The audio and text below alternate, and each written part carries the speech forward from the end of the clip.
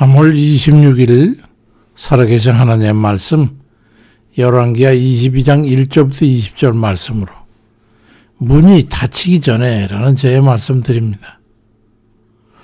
성경을 보면 아주 가슴 아픈 그런 믿음의 간증들이 많이 있죠. 저는 그 전에 성경을 읽으면서 눈물을 흘린 몇 명 중에 오늘 본문의 요시야 왕의 신앙적 기록이 늘 잊혀지지 않습니다. 열왕기하 23장 25절 이하에 보면 요시야와 같이 마음을 다하며 뜻을 다하여 힘을 다하여 모세의 모든 율법을 따라 여호와께로 돌이킨 왕은 요시야 전에도 없었고 후에도 그와 같은 자가 없었더라. 근데 그러나 여호와께서 유다를 향해 내리신 그 타오르는 진노를 돌이키지 아니하셨으니 이는 므낫세가 여호와를 경노하게 한 그 모든 경노 때문이라고 말씀하고 있습니다. 하나님께 극찬을 입었던 요시야 왕이었지만 그 조부인 므낫세가 저지른 하나님 앞에 죄악으로 말미암아서 하나님의 진노를 피할 수 없었다는 거예요. 므낫세 왕이 도대체 어느 정도였길래 그리 된 것일까요? 열왕기하 21장 9절 예에 보면 이 백성이 므낫세의 꾀임을 받고 악을 행한 것이 모든 민족보다 더 심했고 또 유다 왕 므낫세가 이 가증한 일과 악을 행함이 아모리 사람들의 어떤 행위보다 더욱 심해가지고 또 그들의 우상으로 유다를 범죄하게 했다. 그러므로 해가지고 하나님 여호와가 말하기를 예루살렘과 유다에 재앙을 내리니 듣는 자마다 두 귀가 울리리라고 말씀합니다. 돌이킬 수 없는 징벌을 받게 됐던 거예요. 이스라엘 역대 왕 중에서 가장 극악한 왕이 바로 므낫세 왕과 북쪽의 아합입니다. 민수기 14장 18절에 보면 여호와는 노하기를 더디하시고 인자가 많아 죄악과 허물을 사하시지만 형벌받을 자는 결단코 사하지 아니하시고 아버지의 죄악을 자식에게 갚아 3, 4대까지 이르게 하리라고 말씀하고 있는데 므낫세는 바로 그 실제 그대로의 그 말씀에 적용됐던 아주 극악무도한 왕이었습니다. 이스라엘 송왕 중에 한 사람이었던 요시야 왕은 그야말로 비운의 왕으로 남게 됐던 거예요. 열왕기하 22장 19절에 내가 이곳과 그 주민에게 대해 빈터가 되고 저주가 되리라 한 말을 네가 듣고 마음이 부드러워져서 여호와 앞 곧 내 앞에서 겸비하여 옷을 찢고 통곡하였으므로 나도 네 말을 들었노라. 여호와가 말하였느니라. 그러므로 내가 너로 너의 조상들에게 돌아가서 평안히 묘실로 들어가게 하리니 내가 이곳에 내리는 모든 재앙을 네 눈이 보지 못하리라 하였느니라.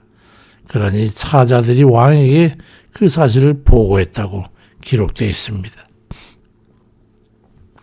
백성의 우상 숭배와 이방신을 타파하고 여호와 신앙을 바로잡은 위대한 인물은 전무후무하다고 요시야에 대해서 그렇게 인정받았지만 열왕기 23장 29절에는 애굽 왕의 압수를 치게 가는 노정을 막기 위해 전쟁터에 나갔다가 거기서 그는 죽음을 맞이하는 것을 보게 됩니다.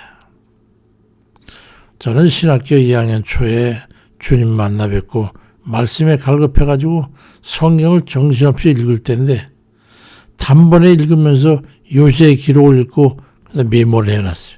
왜냐하면 다시 또 읽기 위해서. 그러고 나서 이제 반복해서 읽었습니다. 반복해 읽어서 내용이 훤히 마음에 들어오니까 그 요시야를 생각만 하면 눈물이 나더라고요. 그가 얼마나 하염없었을까. 하나님께 대한 헐떡일만큼 맹렬한 신앙심이 있었음에도 하나님께서 그렇게까지밖에 은혜를 베풀어 주실 수 없었던 그 상황이 안타까워서 아니 그래도 그렇지 하나님께서 그를 비참한 죽음만큼은 좀 피할 수 있게 해줬으면 얼마나 좋았을까. 저는 그런 마음 때문에 너무 마음이 아팠어요. 신앙적으로 안타까웠던 건 다른 게 아닙니다. 하나님 앞에 우리는 정말 잘 살아야 한다는 거예요. 나 한 사람 내 맘대로 사는 게 무슨 상관이란 말이냐는 그런 생각으로 살아서는 안 되겠다는 거죠. 가족 공동체 안에서 한 사람의 역할과 차지하는 비중이 얼마나 중요한 것인지 새삼 느끼게 됩니다. 나 한 사람이 잘못 살면 자손까지 영향이 있기 때문이죠. 아브라함의 가정을 봐도 그렇지 않습니까? 그러니까 창세기 12장 1절 이하에 보면 여호와께서 아브라함에게 이르시되 너는 너의 고향과 친척과 아버지 집을 떠나서 내가 내게 보여줄 땅으로 가라. 내가 너로 큰 민족을 이루고 내게 복을 주어 내 이름을 창대하게 하리니 너는 복이 될지라 그리 말씀하셨을 때 그가 그 말씀을 무시하고 제멋대로 행동하고 하나님 말씀에 순종하지 않았다면 그가 복이 되고 그의 후예들이 복 있는 백성이 되었을까요?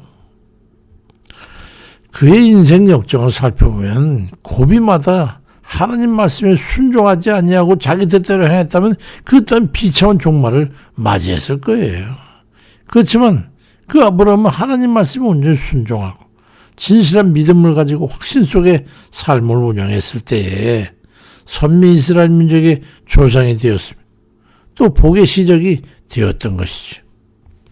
그에 반해서 문하세라고 하는 인물은 그의 반대의 인생을 살았기 때문에 그의 후손들과 나중에 나라까지 패망에 이르게 됐던 것이죠.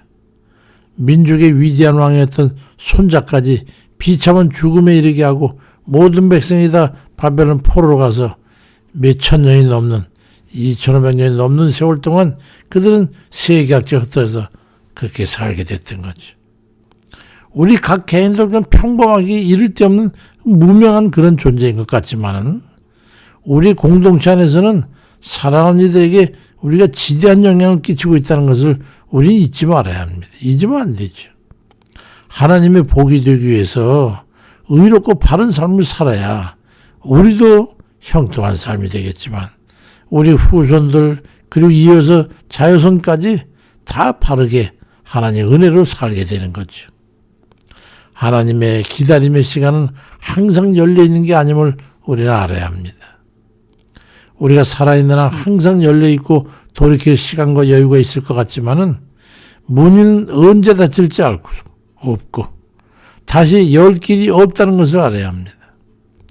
광막한 광야 같은 그런 인생을 살아가는 것 같아도 하나님의 은혜를 힘입어 살면 희망과 기쁨과 보람과 감사가 있는 그런 인생을 살게 되지만은 호사가 넘치고 온갖 소유가 넘치는 것 같아도 하나님이 없는 그 공허한 인생을 살게 되면 돌이킬 수 없는 후회만 남기는 비참한 인생으로 마치게 되는 겁니다.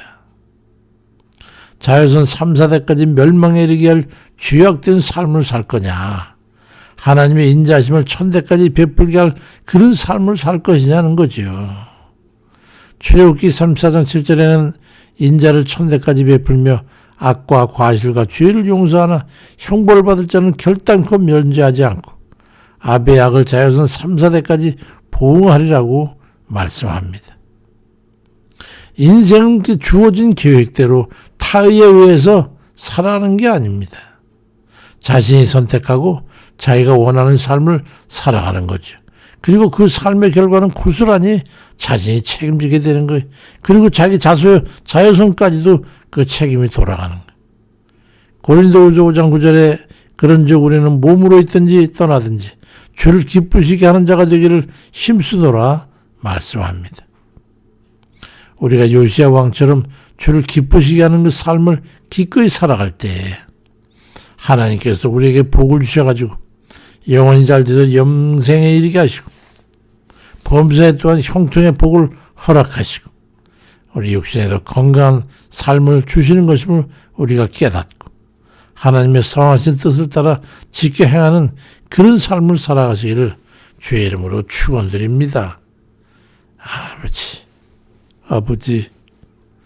아버지, 우리가 미련하고 둔해서 깨닫지를 못하고 세속에 속해서 육신의 소욕을 따라 아버지 하나님 여러 가지 탐욕과 또 하나님 생각과 뜻에는 위배되는 그런 걸 달콤해서 냉큼 받아 마시는 그런 허망한 삶을 살 때가 이날까지 얼마나 많았는지 이제라도 깨닫고 다 돌이켜 주님 앞에 다 회개하고 주님 뜻대로 바르게 살기를 원합니다.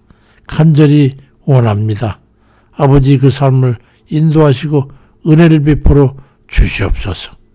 아버지, 우리 하나님께서 엄하게 우리를 다스려 주시고 인도해 주셔서 우리가 언제로부터 악에서 떠나고 죄를 멀리하고 어쩌면 주님 뜻에 따라서 주를 기쁘시게 할까 하는 그런 바른 삶을 살아갈 수 있도록 인도하시고 은총을 베풀어 주옵소서. 아버지, 우리 육신의 인생의 채찍과 사람의 막대기로 우리를 징계하셔서 깨닫게 하옵소서. 아버지 하나님, 한 번밖에 없는 한 뼘밖에 되지 못하는 이 인생을 살아갈지라도 언제나 주님 뜻을 기리고 주께서 원치 않는 그런 악한 길에 서지 않게 하시고 언제나 주님 기뻐하시는 주님 눈앞에 있도록 우리 발걸음 인도해 주옵소서. 감사드리고 예수 그리스도의 이름으로 간절히 기도드립니다. 아멘입니다.